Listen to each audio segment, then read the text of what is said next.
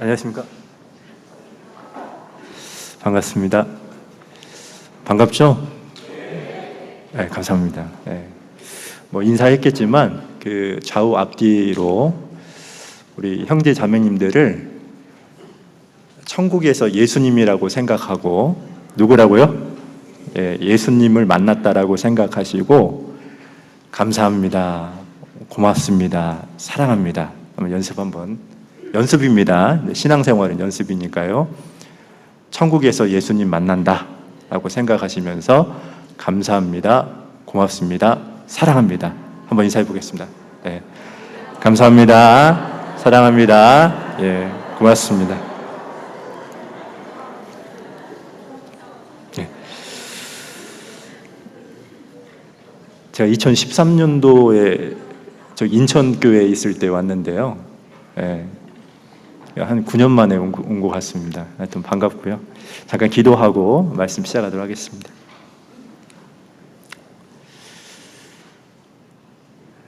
찬송과 영광을 받으시기에 합당하신 거룩하신 하나님 아버지 감사합니다.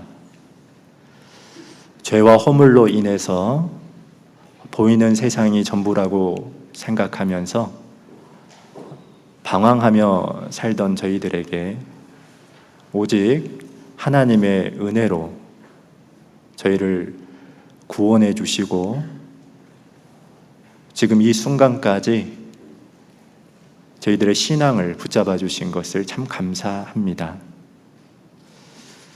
뒤돌아보면 모든 것이 은혜였음을 고백하고 그걸 알고 있기에 더욱 하나님께 감사를 드립니다.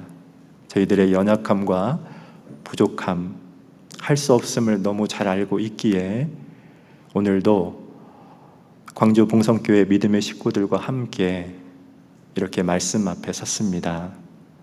각 사람의 환경과 상황을 잘 아시는 하나님께서 합당한 말씀으로 저희들의 영혼을 일깨워 주시고 보이는 세상이 아니라 보이지 않지만 전지전능하신 하나님만을 바라보며 의지하며 말씀에 순종하며 살아가는 우리 광주 봉선 믿음의 식구들이 될 수 있도록 도와주시옵소서. 오늘 오후부터 에콰도르 선교 일정이 진행이 됩니다. 담임 목사님과 더불어 함께하는 일행 가운데도 주님께서 일일이 간섭해 주시고 앞서 일해 주시는 가운데 에콰도르 많은 믿음의 자녀들에게 힘이 되고 교회가 든든히 세워지는 데 있어서 하나님의 선한 도구로 쓰임 받을 수 있도록 도와주시고 안전하게 모든 여정 마칠 수 있도록 도와주시옵소서. 오늘 마땅히 이곳에 참석을 해야 되지만 함께하지 못한 식구들이 있다면 어느 곳에서 무엇을 하든지 간에 동일한 은혜로 채워주시고 다음에는 꼭 함께 모여서 주의 말씀으로 교제 나눌 수 있도록 도와주시옵소서. 부족한 자에게 하나님의 말씀을 증거할 수 있도록 기회를 주셨사오매 오직 하나님의 말씀만 성령님의 도우심으로 올바로 증거될 수 있도록 도와주시옵소서. 저희를 언제나 사랑해 주시는 예수님 이름으로 감사하며 기도드렸습니다. 아멘. 네, 다 같이 말라기서 1장을 보겠습니다.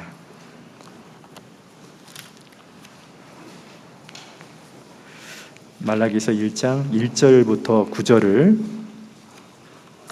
잠깐 교독을 하겠습니다. 말라기서 1장 1절부터 9절인데요. 제가 1절 읽고 그다음에 여기 식구들이 2절 그리고 3절, 4절 이렇게 번갈아 가면서 읽고 마지막 9절을 같이 읽겠습니다. 말라기 1장 1절부터 9절입니다. 여호와께서 말라기로 이스라엘에게 말씀하신 경고라.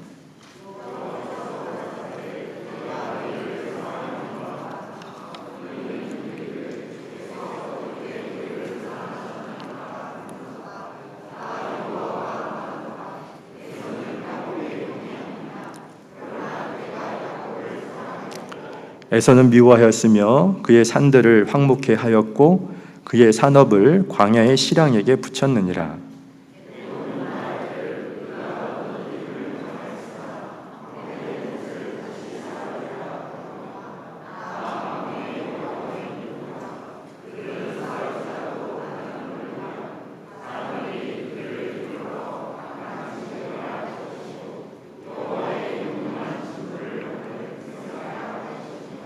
너희는 목도하고 이르기를 여호와께서는 이스라엘 지경 밖에서 크시다 하리라.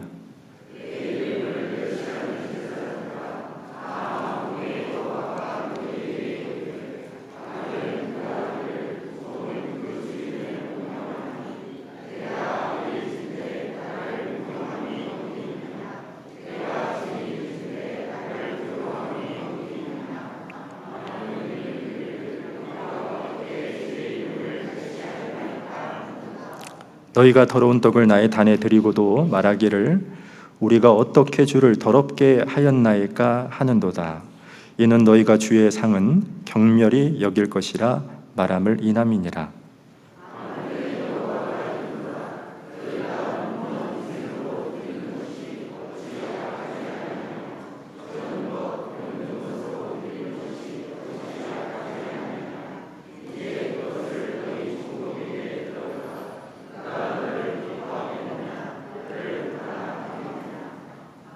만군의 여호와가 이르노라. 너희는 나 하나님께 은혜를 구하기를 우리를 긍휼히 여기소서 하여 보라. 너희가 이같이 행하였으니 내가 너희 중 하나인들 받겠느냐. 오늘은 말라기서를 통한 교훈이라는 주제를 가지고 당시에 왜 이스라엘 백성 가운데 하나님이 침묵할 수밖에 없었는지, 죄가 한 7가지가 나오는데 5가지만 잠깐 배우는 그런 시간을 가질까 합니다. 사실 저도 의도적으로 주일이 됐든 수요일이 됐든 그리고 개인적으로 말씀을 묵상할 때는 2가지 자세를 늘 취합니다. 하나는 제가 교만하다는 걸 너무 잘 알고 있기 때문에 하나님, 제 믿음, 제 환경을 잘 아시죠? 저에게 필요한 말씀을 주세요. 기대하는 게 참 중요한 것 같습니다. 사람이 환경이 다 다르고 믿음도 여건도 성격도 다 다릅니다. 그래서 오늘 이렇게 말씀 앞에 섰을 때는 하나님, 저에게 가장 필요한 메시지를 주세요. 가르침을 주십시오. 항상 기대입니다. 그리고 더불어서 또 하나 중요한 것은 사실 구원받은 지 오래되면 오래될수록 알겠지만 아는 건 많아요.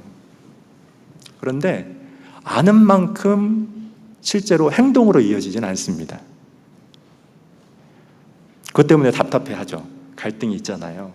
그래서 하나님, 한 말씀이라도 하나님께서 가르쳐 주시면 그것을 실제 적용할 수 있도록, 순종할 수 있도록 하나님 도와주십시오. 어떤 그 순종을 위한 기도, 이 2가지가 늘 필요한 것 같아요. 제가 시편 119편 33절, 34절에 보니까 여호와여, 주의 율례의 도를 내게 가르치소서, 내가 끝까지 지키리이다. 그 말씀이 있더라고요. 그러니까 가르쳐 달라고 하고 그리고 지키겠습니다, 순종을 얘기하지 않습니까? 그래서 늘 기대와 말씀 앞에 섰을 때는요, 그리고 순종할 수 있는 어떤 그런 기도, 이 2가지 자세 잊지 마시길 바랍니다. 아셨죠? 이게 되게 중요한 것 같습니다. 오늘은 이 말라기서 안에서 왜 하나님이 침묵할 수밖에 없었는지, 이스라엘 백성들 가운데 이 5가지 죄를 배울 텐데, 창세기 22장에 보면 믿음의 조상이라고 일컫는 아브라함이 사랑하는 독자 이삭을 모리아산에서 바칩니다. 처음에 그 성경을 접할 때는 세상에 어떻게 그런 믿음을 하나님이 강요할 수 있을까? 이제 그런 생각을 가졌는데 이제 나중에 이제 알았죠. 아, 궁극적으로는 우리의 신앙이 아브라함처럼 돼야 되는구나. 그런데 그럴 수 있었던 힘은 사실은 아브라함을 하나님이 가나안 땅에 부르시고 나서 하나님을 삶 속에서 경험을 한 겁니다. 경험을 한 겁니다. 구원받은 것도 경험이잖아요. 그런데 생활 속에서도 하나님을 경험하는 것은 신앙의 큰 힘입니다. 즉 사무엘상 17장에도 다윗이 세상에 그 골리앗 앞에 나가서 싸워서 이기지 않습니까? 어떻게 그런 일이 가능합니까? 사자와 곰과 싸워본 경험이 있기 때문에 하나님의 도우심을 실제로 본인이 체험한 적이 있었기 때문에 그 하나님을 믿고 앞으로 나간 겁니다. 즉 우리가 구원을 받은 것은 경험입니다. 여호와의 선하심을 맛보고 알지어다 라고 했던 것처럼 구원을 받았는데 구원받은 이후에도 실제로 하나님이 정말 나와 함께 하는구나, 그 하나님의 선하심을 맛보며 살아간다면 얼마나 좋겠습니까? 그런데 왜 우리는 그러지 못하냐 이겁니다. 말씀을 읽어도 그 말씀이 마치 숙제처럼 여겨져서 아무런 찔림도 없고 감동도 없고, 기도를 하는데 그 기도 하는 속에서도 하나님이 멀게만 느껴지고 그런 경우가 있지 않습니까? 왜 이런 일들이 발생할까? 그것을 오늘 이 본문을 통해서 살펴보려고 하는 겁니다. 일단 이 말라기서는 배경을 아는 게 필요한데 BC 606년에 이스라엘이 망합니다. 그리고 에레미야 선지자가 예언한 것처럼 70년 만에 그들이 돌아왔습니다. 그래서 BC 536년에 스룹바벨 총독을 중심으로 해서 약 5만 명이 돌아와서 20년 만에 드디어 성전을 재건합니다. 그리고 나서 BC 444년에는 느헤미야가 돌아와서 예루살렘 성벽까지 이제 재건을 했습니다. 자, 그런데 문제는요, 이 본문은 돌아온 지 100년 이상이 됐습니다. 이제 그걸 알고 있어야 됩니다. 100년 이상이 됐는데 사실 이스라엘 백성들이 포로로 끌려갔다가 그들이 돌아왔을 때는 메시아 사상이 있었습니다. 즉 구약 성경에 언급했던 메시아가 도래해서 쇠몽둥이로 질그릇을 깨는 것처럼 그 세상을 정복할 왕이 나타나서 이방 나라를 다스릴 것이다, 그런 사상이 있었습니다. 그런데 100년이 지나도 그 메시아는 도래하지 않는 거예요. 바벨론은 망했지만 바사라는 또 다른 나라가 등장을 해서 세금을 엄청 걷어들입니다. 뿐만 아니라 당시 종교, 정치 지도자는 타락을 해서 당시 백성들을 세금을 착복을 했습니다. 그것만 또 있었던 게 아닙니다. 가뭄이 들어서 농사는 망쳤는데 메뚜기 떼까지 등장을 한 거예요. 그러니까 고난이라는 게 계속 길어지니까 이스라엘 백성들은 어땠냐? 정말 하나님이 살아계신 게 맞아? 하나님이 우리를 백성으로 삼았는데 정말 우리를 하나님이 사랑하는 게 맞아? 하나님이 선하신 게 맞아? 그런 의구심이 올라옵니다. 그때 누가 등장하냐? 말라기가 등장을 합니다. 그리고 당시 이스라엘 백성들의 죄를 지적을 했어요. 그리고 책망을 합니다. 그런데 안타까운 건 무엇이냐면 그들이 돌이키질 않습니다. 회개하지 않습니다. 그래서 말라기 때부터 세례 요한이 나타날 때까지 약 400년인데 이 시대를 보통은 중간시대라고 하기도 하고 혹은 침묵기라고 말을 합니다. 왜냐하면 하나님이 어떤 선지자도 보내주지 않았고 어떤 계시도 말씀도 이스라엘 백성들에게 주지 않았기 때문입니다. 그래서 이 본문 말라기서 전체를 보면은 언제 하나님이 침묵했는가? 무엇으로시 하나님으로 하여금 침묵할 수밖에 없었는가? 한 7가지가 나오거든요. 그 중에 5가지만 좀 살펴보려고 합니다. 먼저 1절에 이런 말씀이 있죠. 1절, 여호와께서 말라기로 이스라엘에게 말씀하신 경고라. 자, 경고입니다. 말라기를 통해서 당시 이스라엘 백성들에게 경고를 했습니다.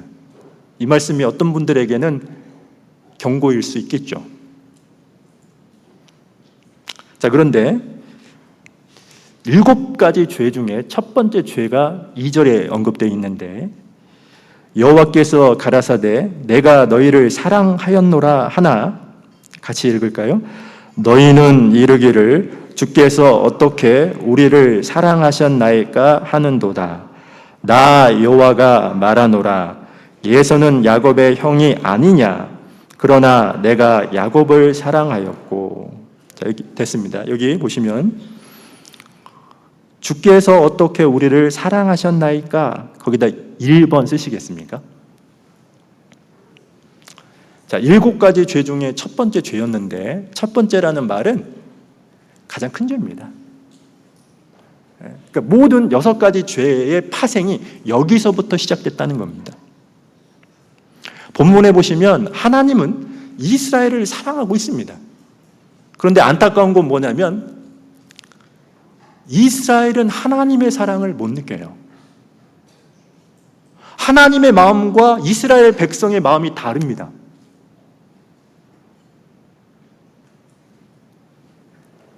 그런데 왜 그랬냐? 이유가 있어요. 서두에도 제가 언급한 것처럼 이스라엘 백성들은 그렇게 고대했던 메시아가 나타나질 않았습니다. 거기다가 경제적으로도 상당히 어려웠습니다. 가뭄도 들고 메뚜기 떼가 출몰해서 남아있는 농작물까지 다 갉아먹고, 그런데 뿐만 아니라 세금도 엄청 걷어들여서 살기가 상당히 어렵고, 즉 예기치 않는 어려움과 고난이 겹쳐서 일어나니까, 여러분도 생각해 보세요. 그냥 내가 생각하지 않았던 어려움이 한 3가지가 딱 발생된다고 생각해 보십시오. 근데 그게 길어져요. 힘들겠죠? 즉 이스라엘 백성들이 왜 하나님의 사랑을 느끼지 못했냐면 사랑에 대한 기준이 잘못되어 있는 거예요. 그 기준이 뭐냐? 눈에 보이는 것에서 찾았어요. 하나님이 정말로 우리를 사랑한다면 뭔가 물질적인 번영이 있어야 됩니다. 하나님이 정말 우리를 사랑한다면 내가 원하는 대로 기도가 응답이 돼야 돼. 뭔가 잘 돼야 됩니다. 그런데 예기치 않는 고난과 어려움이 계속 반복되니까 이스라엘 백성들은 그 하나님의 사랑을 못 느꼈어요. 여러분, 갑자기 지금 이 2절에 보시면 내가 너희를 사랑하였노라 라는 말씀이 있잖아요. 이 사랑하였노라는 말이 원어를 보니까 이런 뜻입니다. 과거에도 사랑했고 지금도 사랑하고 앞으로도 사랑할 것이다, 이런 말이 포함되어 있습니다. 그러면서 갑자기 등장하는 게 에돔 족속이 등장을 해요. 3절, 4절을 보시면 그 에돔 족속이 갑자기 등장을 하거든요. 왜 등장하냐면 이런 겁니다. 에돔은 망했습니다. 그런데 이스라엘은 망하지 않아요. 너희가 망하지 않았던 것은 내가 의지를 갖고 너희를 사랑했기 때문이다 라는 것을 예로 든 겁니다.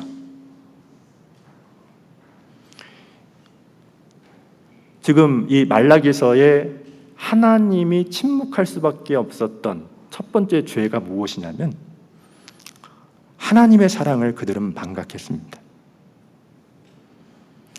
여러분, 이 말씀을 여러분 각자에게 적용을 해보겠습니다. 자, 여러분은 오늘 교회에 왜 왔습니까? 제가 9년 전에도 질문했는데 대답을 안 하시더라고요. 그건 기억이 납니다.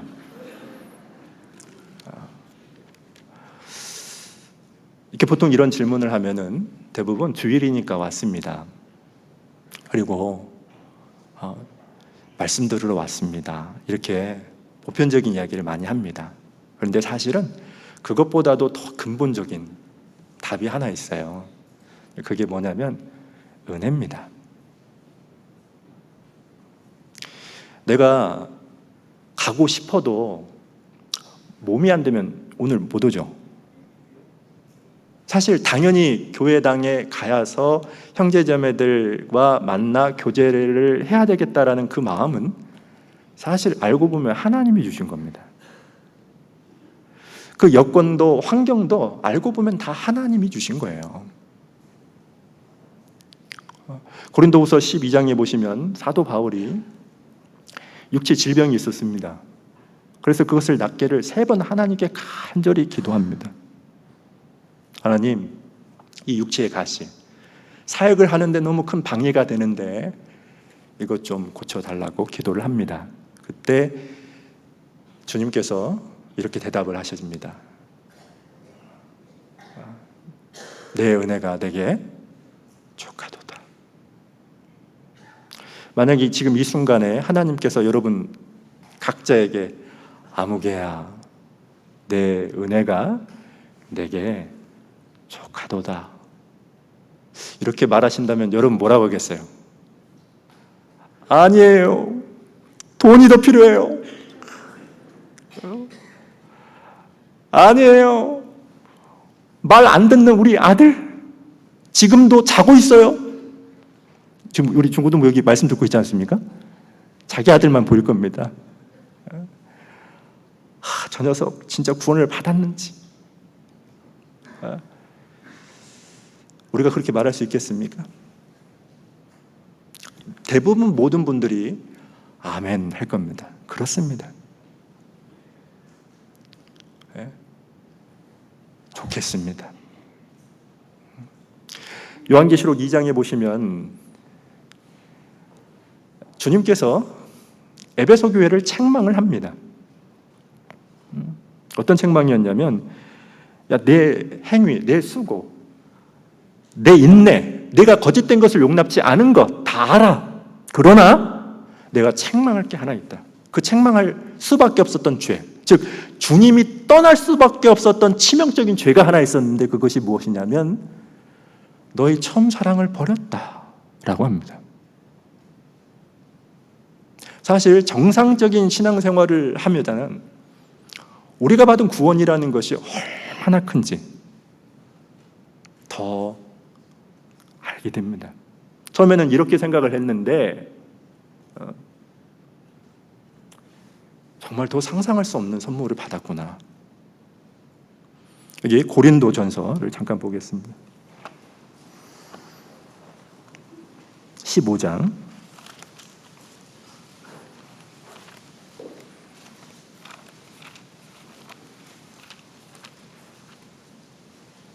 10절입니다.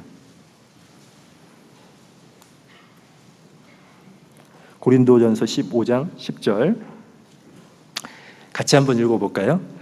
그러나 나의 나 된 것은 하나님의 은혜로 된 것이니 내게 주신 그의 은혜가 헛되지 아니하여 내가 모든 사도보다 더 많이 수고하였으나 내가 아니요 오직 나와 함께 하신 하나님의 은혜로다.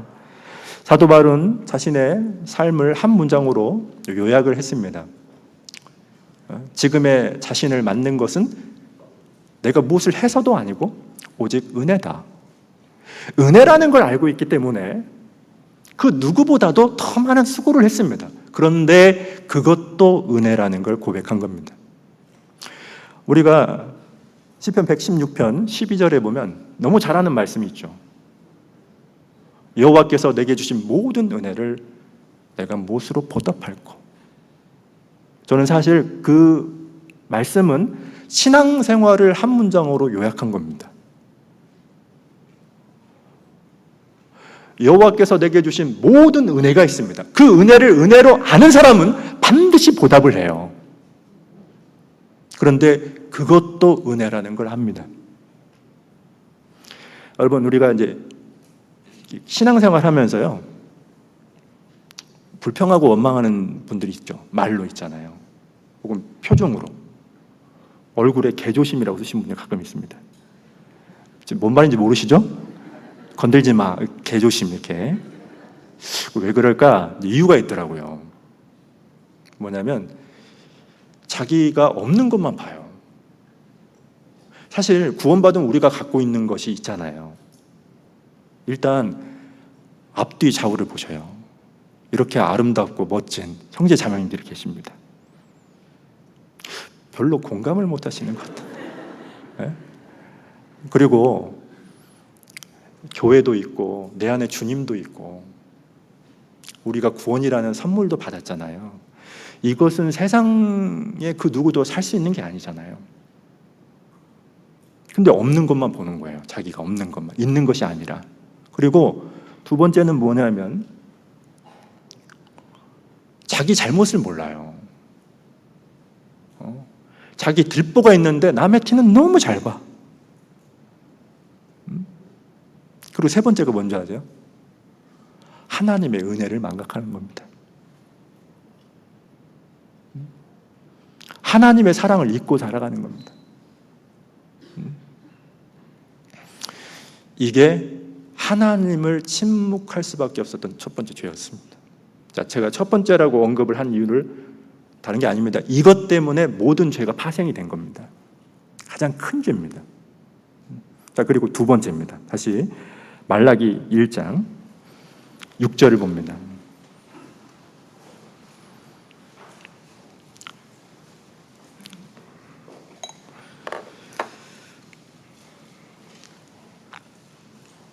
자, 6절에 보시면 두 번째 죄가 나오죠. 내 이름을 멸시하는 제사장들아, 나 만군의 여호와가 너희에게 이르기를 아들은 그 아비를 종은 그 주인을 공경하나니 내가 아비일진데 나를 공경함이 어디 있느냐, 내가 주인일진데 나를 두려워함이 어디 있느냐 하나. 같이 읽을까요? 너희는 이르기를 우리가 어떻게 주의 이름을 멸시하였나이까 하는도다. 여기요, 우리가 어떻게 주의 이름을 멸시하였나이까, 그 2번 쓰시고요, 그 옆에다가 영적인 무감각 이렇게 쓰시겠습니까? 제가 왜 영적인 무감각이라고 얘기했냐면, 자 보십시오. 이스라엘 백성들 가운데 하나님의 일꾼이었던 제사장에게 얘기한 겁니다. 하나님을 가장 가까이 섬기는 제사장들이 하나님을 멸시하고 있었어요. 근데 그걸 몰라. 그걸 못 느껴.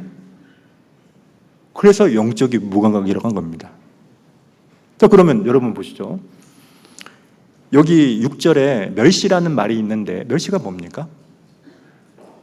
얘를 지금 본문에서 거론했죠. 자, 아비가 있어요. 아버지가 있어요. 막 아버지한테 대들어요. 아버지 말을 안 들어요. 자, 그게 멸시입니까? 자, 주인이 있어요. 우리말로 사장님이 계셔요. 막 대놓고 이분에 대해서 험담을 해요. 이분 말을 가짱케 여겨요. 자, 여러분, 이게 멸시입니까?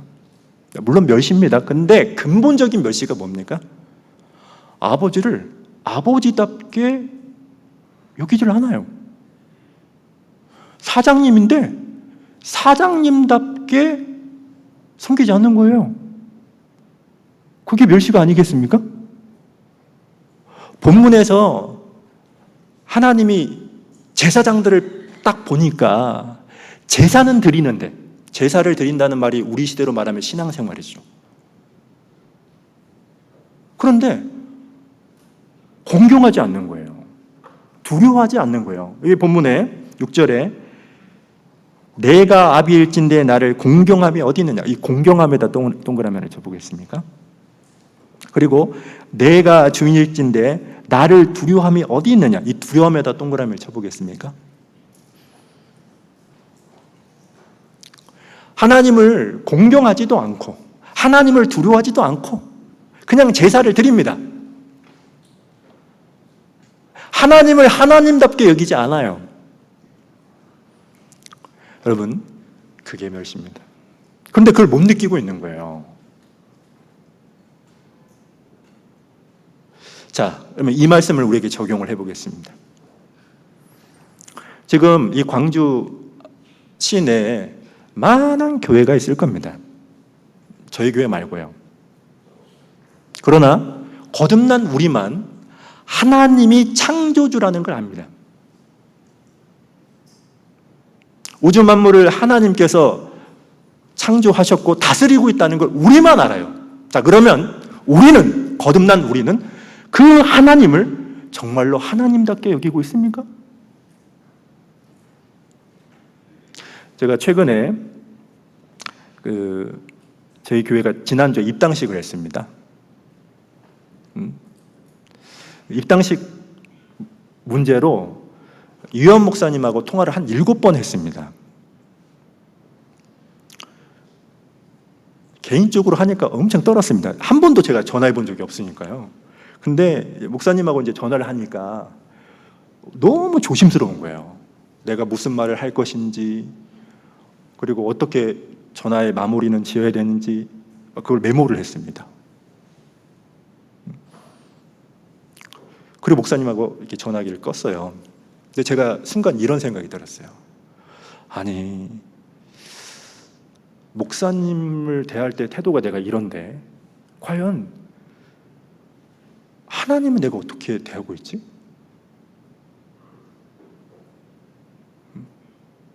내가 정말로 하나님을 공경하고 있나? 하나님을 두려워하고 있나? 여러분, 이것을 우리에게 그냥 적용을 해보면 이런 거예요. 사실 신약시대에 우리가 제사장이잖아요. 여기에 앉아있는 여러분이 제사장입니다, 여러분. 그리고 제사는 신앙생활이죠. 그러면 이렇게 교제를 참석을 합니다. 중요한 것은 뭐가 멸시냐면 세상에서 하나님과 아무 관계없이 살아요. 세상에서는 안 믿는 사람처럼 말하고 행동해요. 안 믿는 사람처럼 삶의 목적을 갖고 살아가요. 그런데 교회 안에서는 믿는 사람처럼 말을 하고 행동을 합니다. 믿는 사람처럼 삶의 방식을 가지고 있어요. 여러분, 그게 멸시가 아니겠습니까? 신앙생활을 한 문장으로 요약하면은 하나님 앞에 납니다. 누구 앞에요? 늘 하나님 앞에 납니다. 그걸 계속 연습하는 겁니다, 여러분. 말하고, 이 표정하고, 심지어는 생각하는 것조차도, 그렇지, 내가 늘 하나님 앞에 있지. 마음을 보시는 그 하나님 앞에 내가 있지. 그걸 계속해서 연습을 하면은 어떠냐? 어느 곳에서 무엇을 하든지 간에 좀 다듬어지지 않습니까? 좀 세련되게 바뀌어지지 않습니까? 일단 이 본문을 잡아놓고요, 제가 가장 개인적으로 좋아하는 말씀이 있어요. 사무엘상 2장을 잠깐 보겠습니다.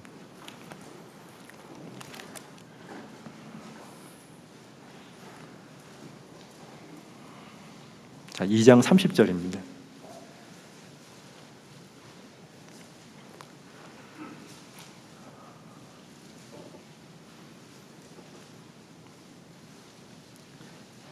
사무엘상 2장 30절에 제가 읽어보겠습니다. 사무엘상 2장 30절. 그러므로 이스라엘의 하나님 나 여호와가 말하노라. 내가 전에 내 집과 내 조상의 집이 내 앞에 영영히 행하리라 하였으나 이제 나 여호와가 말하노니 결단코 그렇게 아니하리라. 같이 읽죠. 나를 존중히 여기는 자를 내가 존중히 여기고 나를 멸시하는 자를 내가 경멸히 여기리라. 여러분, 신앙생활을 진짜 또 한 문장으로 요약한 거라고 볼 수 있지 않습니까? 그 옆에다가 이렇게 쓰면 좋아요. 엘리 대제사장이 버림받은 이유, 어린 사무엘이 하나님께 쓰임받은 이유, 그 답이잖아요. 나를, 하나님을 존중히 여기는 자를 하나님이 존중히 여깁니다. 나를 멸시하는 자, 하나님을 시시하게 가볍게 여기는 자를 하나님이 경멸히 여긴답니다. 그러니까 사실은 마음속에 우리가 보세요. 성경을 통해서 말씀을 통해서 계속 듣지만 듣는 하나님이 중요한 게 아니라 내 안에서 그 하나님을 어떻게 인식하고 있느냐에 따라서 사실 행동은 달라집니다.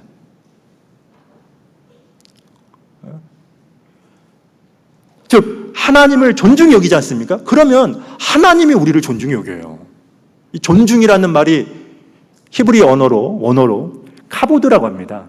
영광, 무겁다, 존중하다 이런 뜻입니다. 그런데 우리가 하나님을 가볍게 여기잖아요. 그럼 여기 본문 말씀 있는 것처럼 하나님이 우리를 가볍게 여긴답니다. 엘리 대제사장이었어요. 그에게 한 말이지 않습니까? 아니 글쎄 하나님보다 자식을 더 사랑하는 거예요. 더 중히 여기는 겁니다. 여러분 멸시가 지금 본문에서는 2장 30절에서 언급하는 것은 이런 거예요. 하나님을 존중히 여기지 않잖아요. 하나님을 하나님께 우리가 여기지 않으면 사실 그게 본문에서는 멸시입니다. 나와 이해관계가 있는 사장님 말은 잘 들어요. 그런데 하나님 말씀은 안 들어요.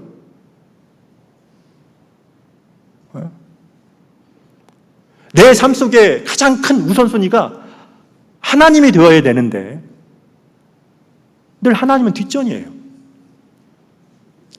제가요, 5년 전에 필리핀 선교를 갔을 때 한 선교사님이 이런 간증을 해주셨습니다. 한 형제가 질문을 했습니다. 목사님은 왜 이 필리핀까지 오셔서 선교를 하게 되었습니까? 그 선교사님이 이런 얘기를 하더라고요. 자기가 구원을 받고 나서 신앙생활을 했는데 이분이 건축과를 나왔나 봐요. 근데 계속 다닐 때마다 그 회사가 망하더래요. 지금도 본인이 그때 직장을 다니고 있는데 5번째 회사인데 거기 또 석 달이면 망하게 생겼더래요. 그래서 이분이 어땠냐면 내가 안 망하는 직장을 잡아야 되겠다. 그래서 이제 공무원 준비를 하려고 한 겁니다. 근데 그때 당시에는 구역 모임이 매주였어요. 그런 때가 있었습니다. 매주 구역 모임. 지금 한 달에 한 번 하잖아요. 거기다 이분이 교회학교 봉사도 했고, 그러니까 교회에서 직분이 한 3가지 정도 있었나 봐요. 그러니까 매일 거의 교회에 나가요. 그러니 본인이 구역 임원이기도 하고 차도 있으니까 어르신들 다 모셔드리고 집에 가면 한 11시 반이나 12시가 된답니다. 그러면 이 공무원 시험 잘 되겠어요? 안 되겠어요? 또 대답을 안 하시네요. 되겠어요? 안 되겠어요? 당연히 안 되죠. 그래서 이분이 이렇게 생각한 거예요.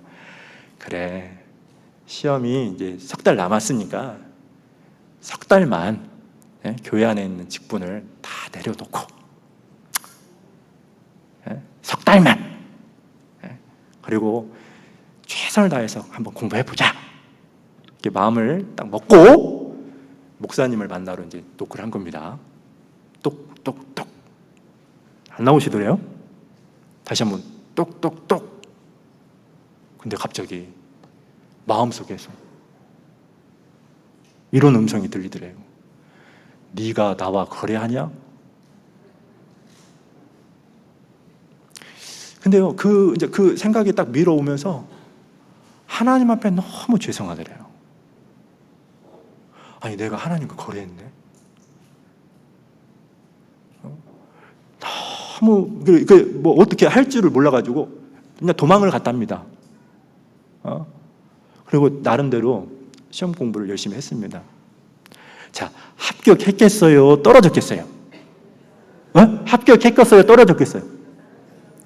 자, 떨어졌습니다. 떨어졌어요. 그런데 그 유혹을 이겨내고 열심히 했는데 안 되죠. 어떻게 시험 공부가 되겠어요? 막 피곤한 몸을 이끌고. 그런데 한 자매님이 다른 갑자기 뜬금없이 이 선교사님한테, 당시 형제였으니까요, 시험 붙었어요? 물어보더래요. 뭐 붙었겠어요? 그렇게 질문하는 그 자매님이 미웠더랍니다. 근데 아니 어디를 보니까 공사 채용을 하더라고. 거기 한번 써보시겠어요? 울더랍니다. 근데 거기를 100대 1로 붙었어요, 이분이. 그 얘기를 하면서 저는 개인적으로 그분 간증을 들으면서 마음이 와닿았던 게, 네가 나와 거래하냐 이거였어요.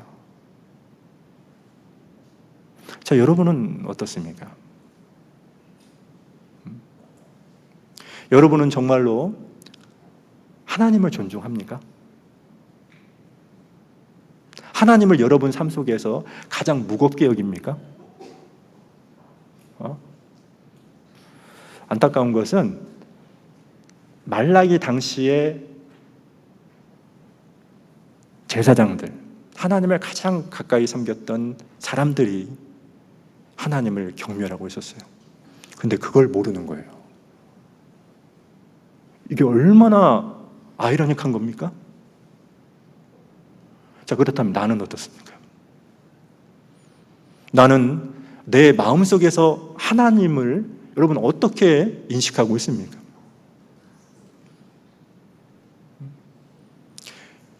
들어요. 말씀도 읽죠. 그런데 중요한 것은 내 마음에서 하나님은 어떤 자리에 위치하고 있느냐입니다. 바로 그것이 두 번째 죄였어요. 그래서 제가 영적인 무감각이라고 했죠? 멸시하고 있는데 모르는 거예요. 느끼지를 못해요. 공경함이 없어요. 두려워하지도 않아요. 즉, 우리도 세상 살다 보면 죄 가운데 빠질 수 있어요. 그런데 이런 시간이 되면 돌이켜야죠. 하나님이 모르는 게 아니에요. 하나님은 우리의 연약함을 너무 잘 알아요. 그러면 정직하게 그것을 고백해야죠. 하나님, 이길 수 있는 힘을 주십시오. 하나님의 자녀답게 살아갈 수 있는 용기를 다시 주십시오. 그걸 나무라겠습니까? 하나님께서? 그런데요, 그런 거 상관없이 염치 없어요. 부끄러움 없어요. 그냥 교제만 나와요. 여러분, 외람된 말인데 그게 멸시입니다. 그게 두 번째 죄였습니다. 자, 그리고 다시 본문 말라기서 1장 7절입니다. 세 번째 죄입니다.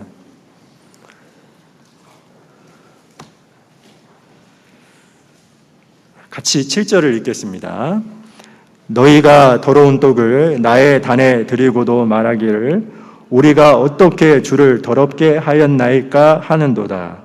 이는 너희가 주의 상은 경멸히 여길 것이라 말함을 인함이니라. 자, 세 번째 죄가 여기 우리가 어떻게 주를 더럽게 하였나이까, 거기 3번 쓰시고 형식적인 신앙 이렇게 쓰시겠습니까? 왜 형식적인 신앙이냐면 여기 7절에 보니까 더러운 떡을 나의 단에 드리고도, 자, 본문에서 말하는 더러운 떡이라는 것은 문자적인 막 오물 묻은 떡, 그걸 말하는 게 아닙니다. 그 답이 2절에 나와 있어요. 2절에. 자, 이스라엘 백성들은 하나님의 사랑을 느껴요, 못 느껴요? 못 느끼죠? 왜 못 느끼죠? 하나님을 사랑하지 않는 거예요. 잠언 8장 17절에 이런 말씀이 있습니다. 나를 사랑하는 자들이 나의 사랑을 입으며, 즉 우리가 하나님을 사랑하면 하나님이 우리를 사랑한다는 걸 알아요. 자, 그런데 우리가 하나님을 사랑하지 않지 않습니까? 그러면 하나님의 사랑을 못 느껴요. 본문에서 말하는 이 더러운 떡이라는 말은 하나님을 사랑하지 않아요. 마음속에 하나님께 감사하는 마음이 없어요. 그러니까 어떠냐? 그냥 단에 제사를 드리는 거예요. 지금 그걸 말하는 겁니다. 그러니까 어떠냐? 자기 멋대로 말씀과 상관없이 하나님께 제사를 드리는 것을 더러운 떡이라고 하는 겁니다. 여러분 잘 생각해 보시죠. 남자가 있어요. 남편이 있습니다. 아내가 남편이 뭔가 달라졌다는 걸 알았어요. 알고 봤더니 바람난 거예요. 그리고 아내를 속이고 다른 여자와 함께 여행을 갔습니다. 그걸 알아요. 그리고 이 남편도 엄청나게 미안했던지 여행 가면서 아내를 위해서 선물을 샀어요. 그리고 그 선물을 아내한테 드립니다. 자, 아내가 그 선물을 바꿨어요? 안 바꿨어요? 뭐 또 대답을 하죠. 바뀌었어요? 안 바뀌었어요? 아이고, 자매님들 소리가 크네요. 그걸 누가 바꿨습니까? 이스라엘 백성들이 그랬던 거예요, 여러분. 마음에 하나님 사랑하는 마음이 없어요. 하나님께 감사하는 게 없어요. 근데 제사만 드리는 거예요. 여러분 여기서 좀 생각해 보시죠. 그러면 이스라엘 백성들은 하나님을 사랑하지도 않았는데, 하나님께 감사하지도 않았는데 왜 제사를 드렸을까요? 그럼 안 드리면 될 거 아니에요? 그래 안 그래요? 그 이유가 뭔지 아세요? 딱 두 가지입니다. 안 드리면 찝찝해. 뭔가 불행이 찾아올 것 같아. 자신에게. 그리고 드리면 뭔가 복을 받을 것 같아. 자, 그러면 제가 두 가지를 지금 얘기했는데, 이 두 가지를 한 문장으로 요약하면, 제사를 드리는 목적이 하나님입니까? 자기 자신입니까? 에? 자기 자신이에요. 자, 그렇다면 구약시대 제사가 신약시대로 말하면 신앙생활이니까, 여러분은 신앙생활하는 목적이 무엇입니까? 여러분은 왜 신앙생활 합니까? 오늘 왜 이렇게 교회에 나왔습니까? 여러분, 그 목적을 분명히 해야 됩니다. 안 그러면 우리도 말라기 시대 이스라엘 백성들처럼 자기가 돼요. 레위기에 보면은 제사를 드릴 때 제사를 드리는 것이 중요한 게 아닙니다. 누가 그걸 받아야 되죠? 그걸 누가 연락해야 됩니까?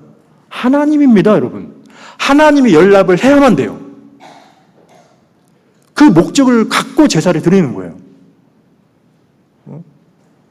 신앙생활도 마찬가지로 내가 아니에요. 우리 로마서 14장 8절 말씀 너무 잘 알죠? 우리가 살아도 주를 위하여 살고 죽어도 주를 위하여 죽나니 그러므로 사나 죽으나 우리가 주의 것이로다. 자, 이 말씀 너무 잘 압니다. 잘 알아요. 근데 이 말씀이 정말 여러분의 것입니까? 지금 읽었던 이 말씀 저도 마찬가지입니다. 이 말씀 너무 잘 알잖아요. 자, 로마서 14장 8절을 제가 읽었는데 그 말씀이 정말 여러분 것입니까? 살아도 주를 위하여 살고 죽어도 주를 위하여 죽나니. 왜요? 우리는 알죠. 내가 갖고 있는 모든 것은 내게 아니에요. 잠시 맡겨둔 겁니다. 이걸 다른 말로 청지기라고 하지 않습니까?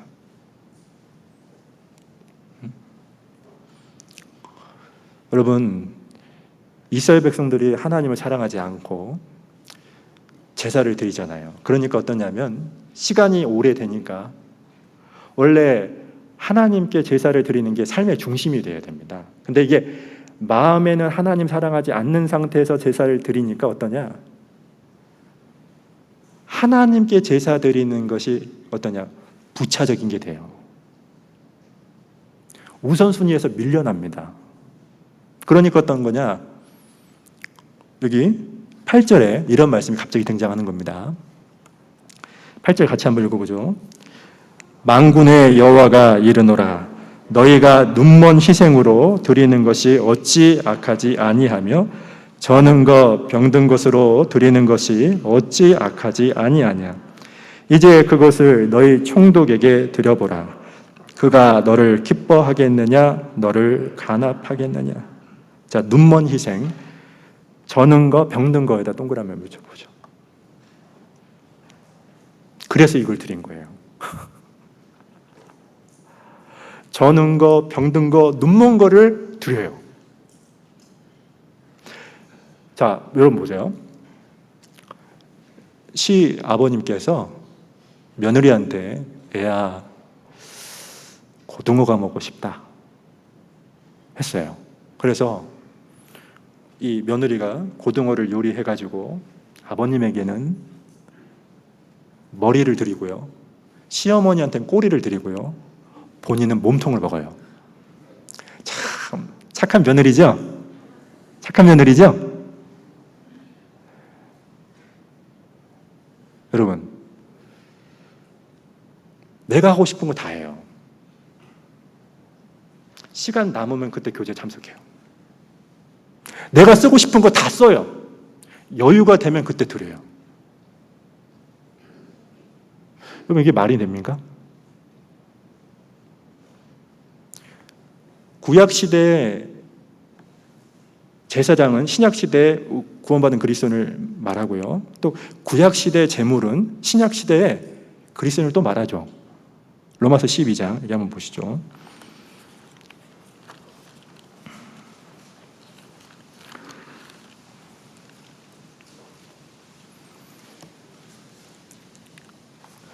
로마서 12장 1절입니다.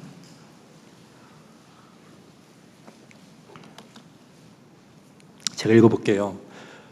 그러므로 형제들아 내가 하나님의 모든 자비하심으로 너희를 권하노니 같이 읽죠. 너희 몸을 하나님이 기뻐하시는 거룩한 산 제사로 드리라. 이는 너희의 드릴 영적 예배니라. 여기 너희 몸 밑줄 한번 치고 드리라 밑줄 한번 쳐보죠.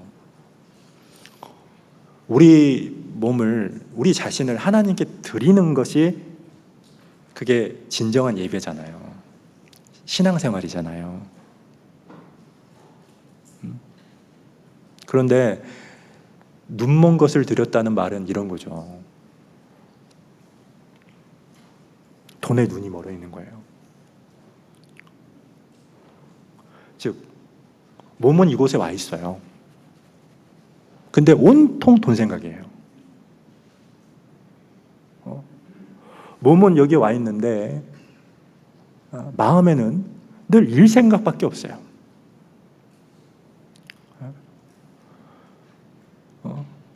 지금 교제는 참석했는데 어떠냐? 취미 생활에 눈이 멀었어요. 어떤 분은 유튜브에 눈이 멀었어. 눈이 멀어 있어. 저는 것이 뭐겠습니까? 사사기에 보면은 사실 사사들이 이렇게 완벽하지 않았습니다. 그럼에도 불구하고 하나님은 불완전한 그들을 사용해요. 그러니까 사사기를 읽어보면 저는 그것이 좀 저에게 위안이 됐습니다. 야, 부족하지만 하나님이 쓰시는구나. 그런데 삼손이 여자를 좋아했잖아요. 총 3명의 여인이 등장을 하는데 언제 하나님이 삼손을 떠났냐면 마음이 드릴라 쪽으로 완전히 기울어졌을 때 떠납니다. 여호와의 신이 떠났죠. 그리고 힘을 잃어요. 즉 전달하는 말은 마음이 세상에 썩어질 것에 기울어져 있어요. 그리고 병든 것이라는 것은 뭐냐면 여러분 병이 들잖아요. 그럼 첫 번째 나타나는 특징이 뭡니까? 밥맛이 없습니다. 그러니까 그리스도인들도 병이 들면 말씀의 맛을 못 느껴요. 기도의 맛을 모릅니다. 교제의 맛을 몰라요. 결정적인 건 뭐냐면 열정이 없어요. 뭐가 없다고요? 뭐가 없다고요? 주님을 위해 살고 싶은 마음이 없는 거야. 그냥 시키는 대로 해요. 그러니까 하나님이 이스라엘 백성들에게 뭐라고 언급을 했냐면, 자, 말라기 1장 이런 말씀을 하십니다. 14절.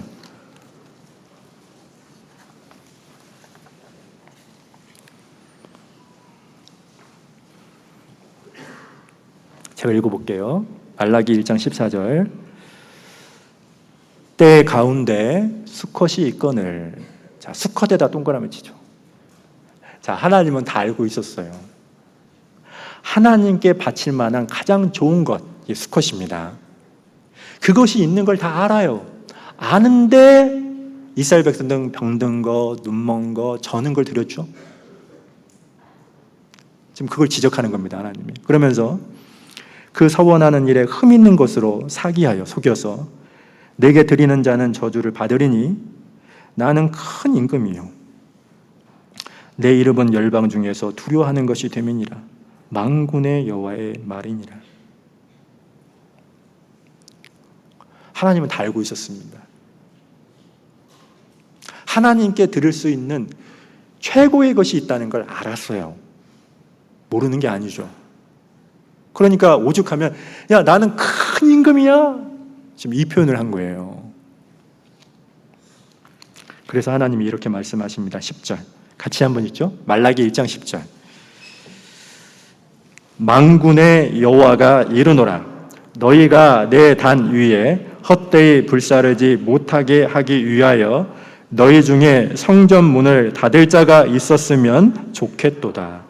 내가 너희를 기뻐하지 아니하며 너희 손으로 드리는 것을 받지도 아니하리라. 여러분 10절을 딱 읽어보세요. 그러면 하나님의 마음이 헤아리죠. 하나님이 얼마나 답답했으면 얘야 그냥 성전문을 닫자. 안 받아. 너희들 제사 드리지? 안 받아. 그러니까 닫자. 그런데 안타까운 게 뭔지 아세요? 당시 그 하나님의 마음을 아는 자가 한 사람도 없었다는 거예요. 하나님의 마음을 헤아릴 수 있는 사람이 한 명이 없었어요. 그러니까 하나님이 너무 뻑뻑하니까 당시 깨어있는 말락이라는 사람을 통해서 이스라엘 죄를 지적한 거예요.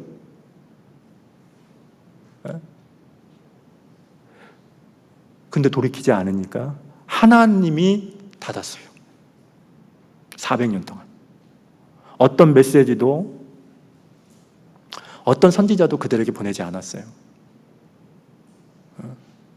그래서 그 400년을 침묵기 혹은 중간시대라고 하는 거예요. 지금 보세요. 제가 지금 세 가지를 언급했죠. 1장에 보면 세 가지 죄입니다. 첫 번째, 하나님의 사랑을 망각한 거. 두 번째는 영적인 무감각.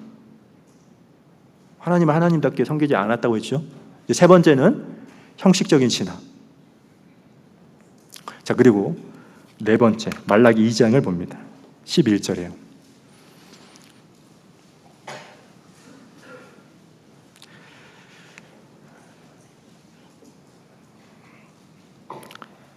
유다는 괴사를 행하였고 이스라엘과 예루살렘 중에서는 가증한 일을 행하였으며, 같이 읽죠. 유다는 여호와의 사랑하시는 그 성결을 욕되게 하여 이방신의 딸과 결혼하였으니. 자, 이방신의 딸과 결혼, 거기다가 4번 이렇게 쓰시겠습니까? 이게 이제 네 번째 죄입니다. 그러니까 이방신을 섬기는 이방인과 결혼을 했다는 거예요. 자, 그런데 13절에 너희가 이런 일을 행하나니, 자, 이방인과 결혼한 겁니다. 곧 눈물과 울음과 탄식으로 여호와의 단을 가리우게 하도다. 이게 무슨 뜻이냐면, 이 눈물 앞에다가 아내에 이렇게 쓰시겠습니까? 그러니까 남편이 원래 조광지처가 있어요. 아내가 있어요. 그런데 이방인을 세컨드로 얻은 거예요. 지금 그걸 말하는 거예요. 그러니까 본처가 펑펑 부어요. 그런데 이 본문에 보시면 여기 눈물과 울음과 탄식으로 여호와의 단을 가리우게 하도다, 그 밑에다가 가득 덮도다 이렇게 쓰시겠습니다. 그런 뜻입니다. 그러니까 펑펑펑 울었다는 겁니다. 그러므로 여호와께서 다시는 너희의 헌물을 돌아보지도 아니하시며 그것을 너희 손에서 기꺼이 받지도 아니하시거늘. 14절에 너희는 이르기를 어찌 미니까 하는도다. 여러분 보세요. 지금 이 본문 읽어보면 얼마나 교만한 겁니까? 하나님이 안 받겠대요. 자, 이방인과 결혼한 상태에서 본처들은 막 단에페 막 울고 있는데 하나님이 안 받겠다고 하니까 하나님 왜 안 받아요? 그 얘기거든요. 자, 그러면 이 본문을 우리한테 지금 여러분 앉아있는 우리한테 적용하면 어떤 의미가 있을까요? 마태복음 5장에 보면 그리스도인을 하나님은 이렇게 정의를 했습니다. 너희는 세상의 소금이요 세상의 빛이다 라고 합니다. 우리는 세상의 소금이고 빛이라고 예수님께서 친히 정의를 하셨습니다. 자, 그러면 세상의 시작이 어디겠습니까? 가정입니다. 어디라고요? 어디라고요? 즉, 우리가 오늘 들었던 이 말씀을 어디서부터 적용하고 훈련을 하는 겁니까? 가정입니다. 내 남편에게, 아내에게, 자녀들에게 그 말씀을 실천하는 거예요. 여기 잡아놓고 신명기 10장을 봅니다.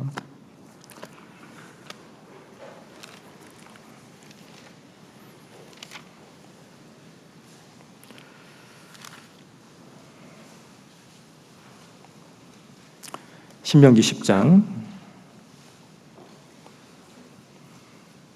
12절에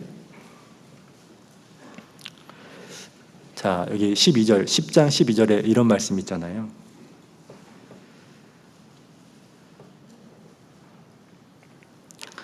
이스라엘아 이렇게 있잖아요.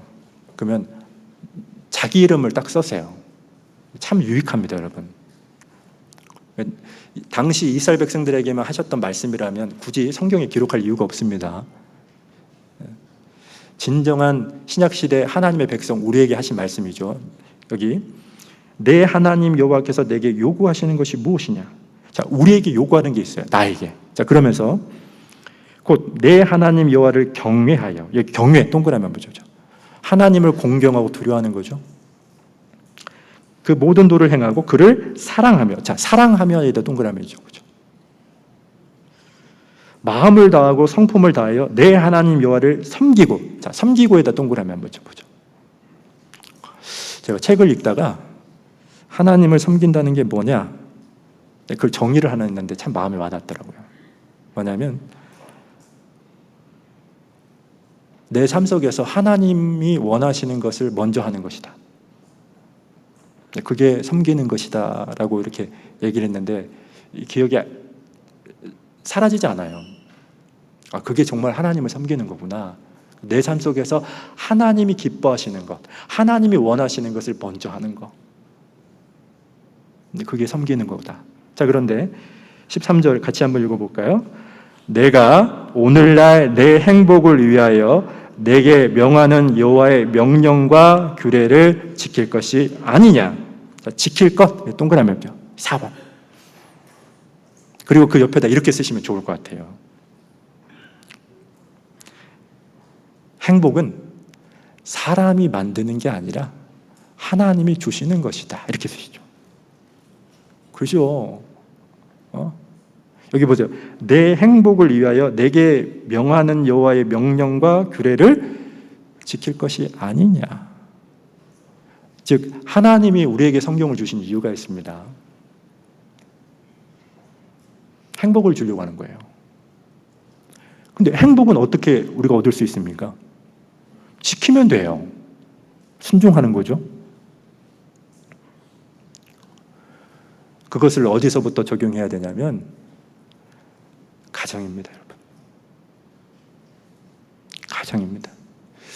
제가 사실 이제 교육전도인이기 때문에 지금도 교육 학교를 하고 있는데 아직도 기억에 남는 상담이 하나 있어요. 그게 뭐냐면 어떤 고2 자매가 그 친구 문제로 상담을 하다가 어머니 얘기를 하셨어요. 어머니가 구원을 받고 그 어머니 때문에 자기가 교회를 나오는데 어머니가 너무 싫대요. 왜? 그래서 물어봤죠. 왜 싫어? 어머니가 너무 가증스러워요. 어릴 때는 몰랐는데 본인이 사춘기가 돼 보니까 찬양대에서 이 자매님이 봉사를 하시는데 찬양대에서 봉사할 때는 얼굴이 천사랍니다. 헉! 이해 가시죠? 네? 비행기 안에 있는 스튜디오스처럼 일들합니다. 근데 집에만 오면 얼굴이 개조심이래요. 그리고 피곤하니까 이 설거지도 그게 너무 싫더래요. 여러분 아시죠? 그게 진짜 신앙이죠. 우리의 진정한 신앙은 가정 안에서 어떻게 살아가고 있느냐, 내 자녀나 내 아내나 남편이 나를 어떻게 바라보고 있느냐, 그게 진짜 나의 신앙 아니겠습니까?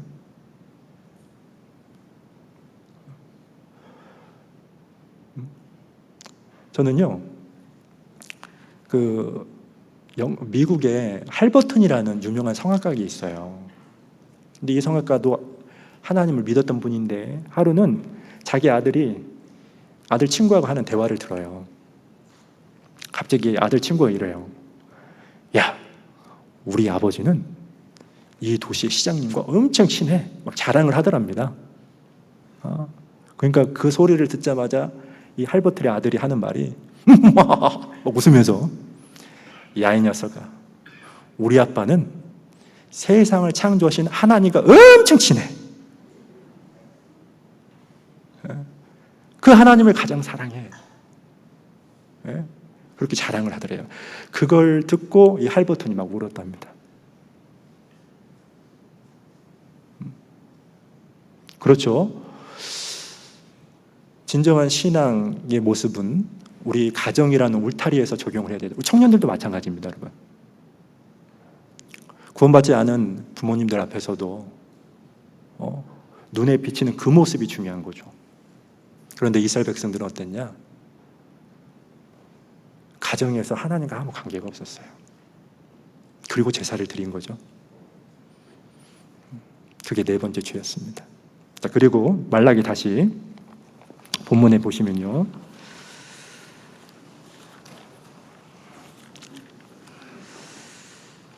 여기 17절, 2장 17절.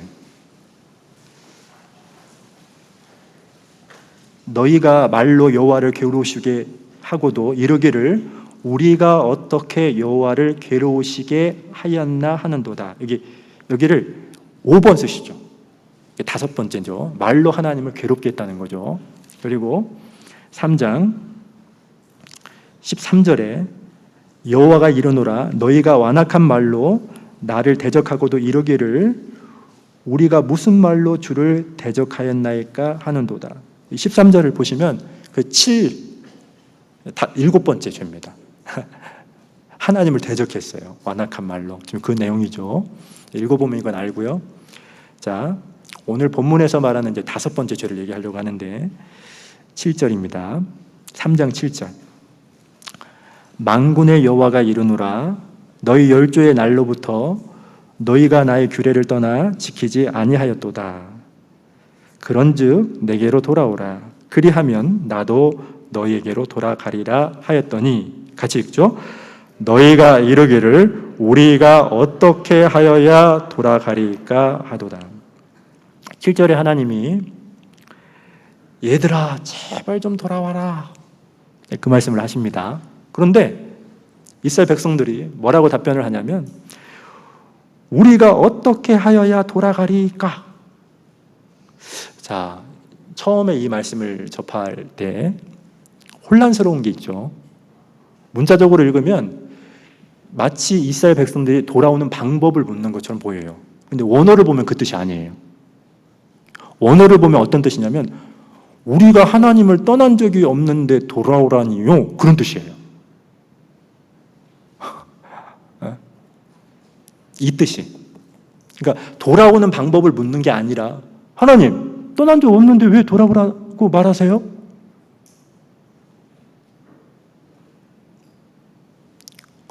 그러니까 하나님이 너무 퍽퍽하니까 돌아오는 방법을 지금 8절에 언급했죠. 같이 한번 읽을까요? 시작. 사람이 어찌 하나님의 것을 도적질하겠느냐. 그러나 너희는 나의 것을 도적질하고도 말하기를 우리가 어떻게 주의 것을 도적질하였나이까 하도다. 이는 곧 11조와 헌물이라. 여기 8절에 사람이 어찌 하나님의 것을 도적질하겠느냐 하면서 우리가 어떻게 주의 것을 도적질하였나이까. 자, 거기다가 6 쓰세요. 6. 여섯 번째 죄. 오늘 본문에서는 지금 오늘 함께 우리 말라기서를 배우고 있는데 7가지 죄 중에 여섯 번째 죄가 바로 이거죠. 즉 하나님의 것을 도적질한 것을 말해요.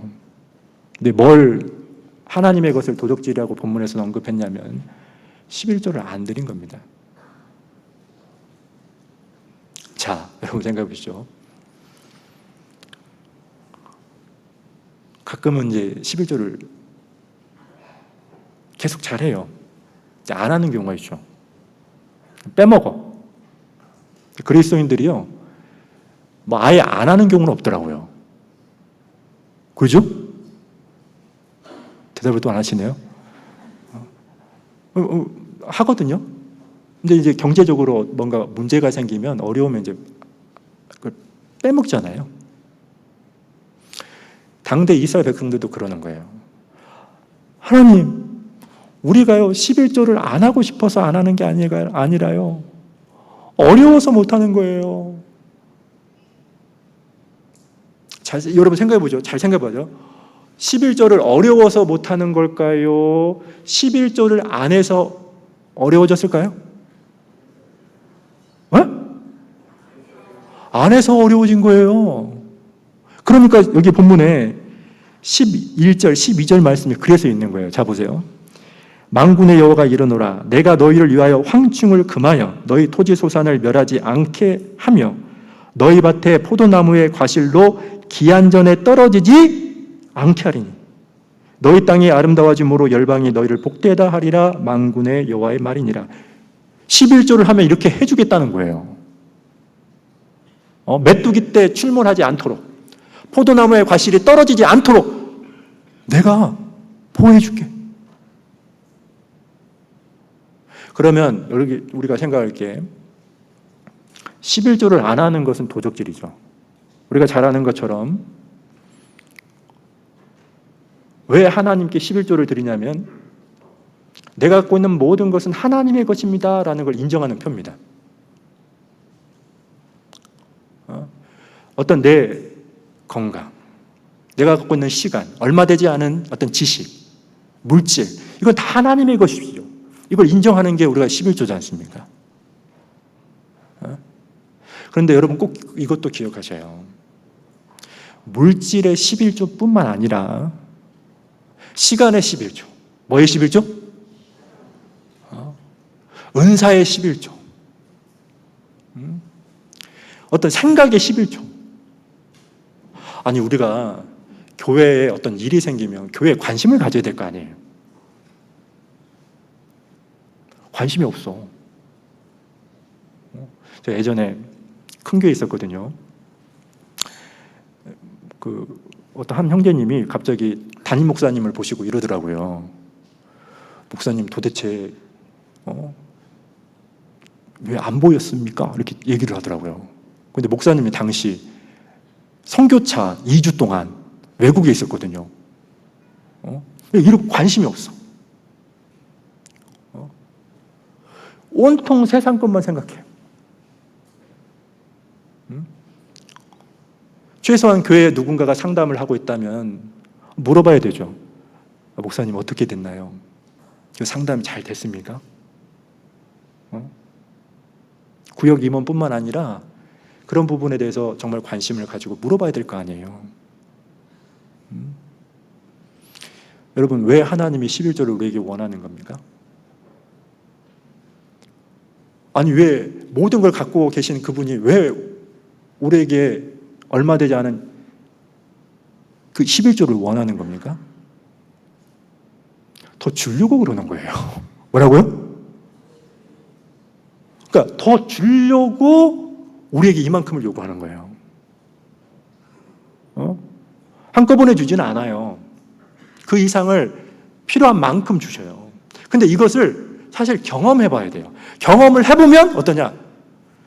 이 말씀이 자기 것이 됐기 때문에 어떤 상황에 있다 할지라도 하나님께 드립니다. 예전에 이런 일이 있었답니다. 어떤 한 형제님이 사업을 하시는데 사업을 수익이 100만 원이었답니다. 처음에 시작한 사업이어서. 그래서 10만 원 11조를 드렸답니다. 그런데 사업이 너무 잘 돼서 수입이 1억 원이 생겼답니다. 얼마 드려야 됩니까? 1,000만 원 드려야 되잖아요. 근데 드리는 게 너무 아깝더랍니다. 그래서 목사님과 상담을 했답니다.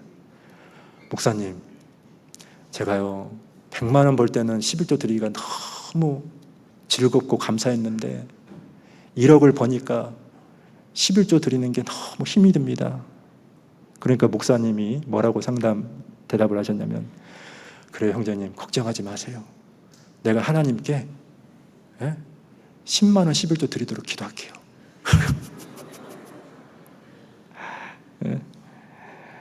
여기 시편을 잠깐 보시겠습니다.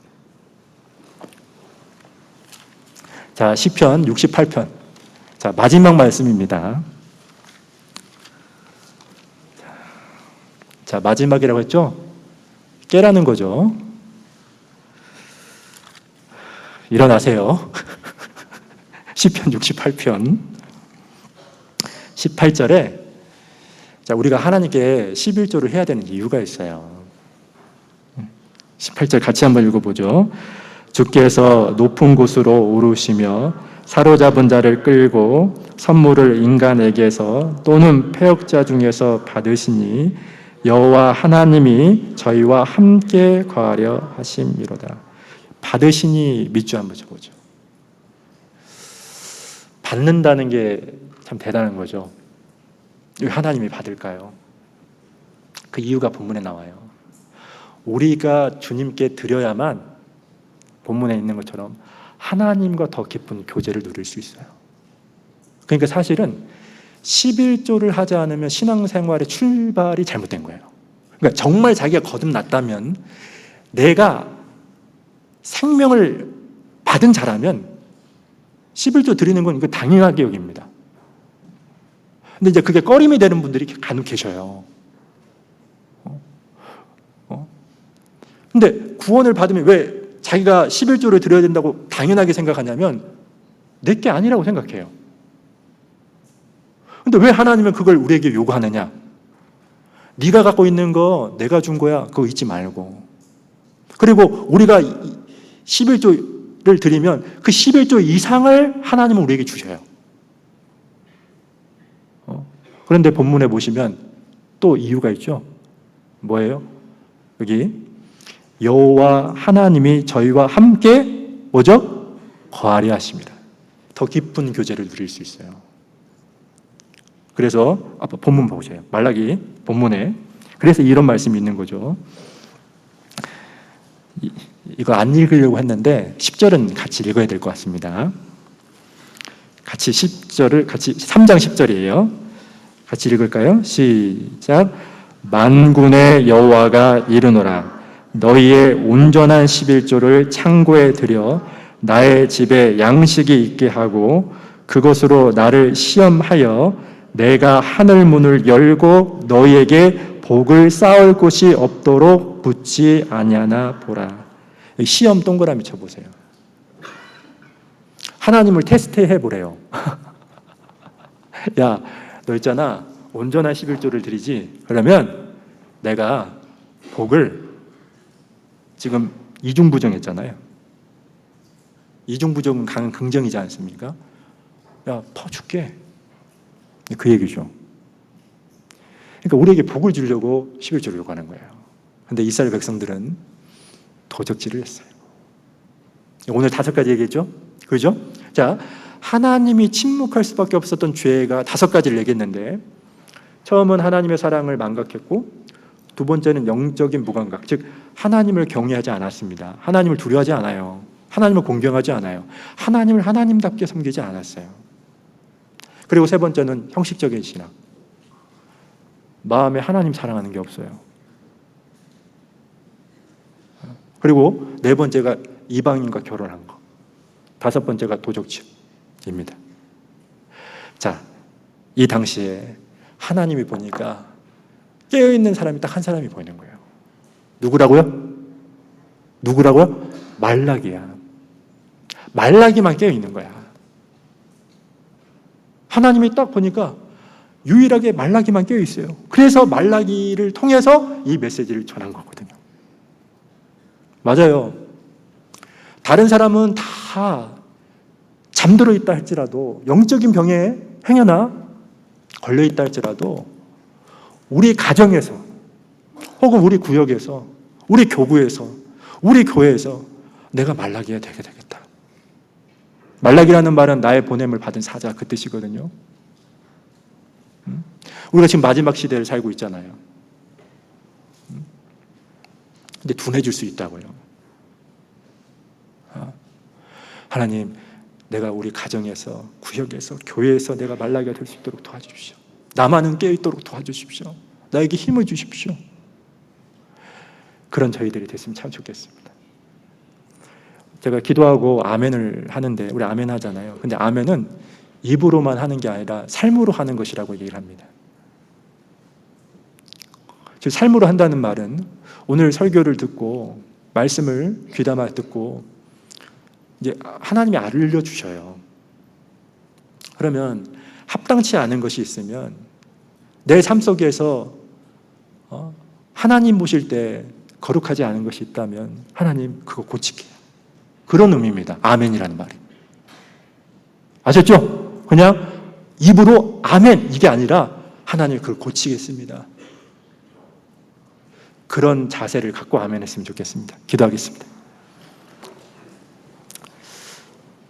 거룩하신 하나님 아버지 감사합니다. 오늘 말라기서를 통해서 주님 앞에서 우리가 어떤 모습으로 살아야 될지 이렇게 교훈해 주신 것 참 감사합니다. 항상 하나님 편에서 하나님의 마음을 헤아릴 수 있는 자로 살아가기를 간절히 원합니다. 은혜를 은혜로 알고 그 은혜에 정말 보답하며 살아갈 수 있도록 저희들의 심령을 더 견고하게 붙잡아 주시고 도와주셔서 끊임없이 저희 각자를 통해서 하나님의 선한 뜻을 이루는 도구로 살아갈 수 있도록 인도해 주시옵소서. 내일부터 3교구 전도 집회가 진행이 됩니다. 말씀을 전하시는 전도사님 입술도 주장하시고 3교구 모든 식구들이 한 마음이 되어서 최선을 다해서 복음을 전하고 약속했던 모든 분들이 꼭 말씀 앞에 설 수 있도록 구원받는 역사가 나타날 수 있도록 인도해 주시옵소서. 17일 우리 학생들 수능을 보게 됩니다. 지금까지 최선을 다해서 공부했던 것이 실제로 나타날 수 있도록 하나님 육신의 건강도 마음의 안정도 지켜주시고 도와주시옵소서. 이외에 모든 교제도 주 성령님께만 간절히 의지하면서 저희를 언제나 사랑해 주시는 예수님 이름으로 감사하며 기도드렸습니다. 아멘.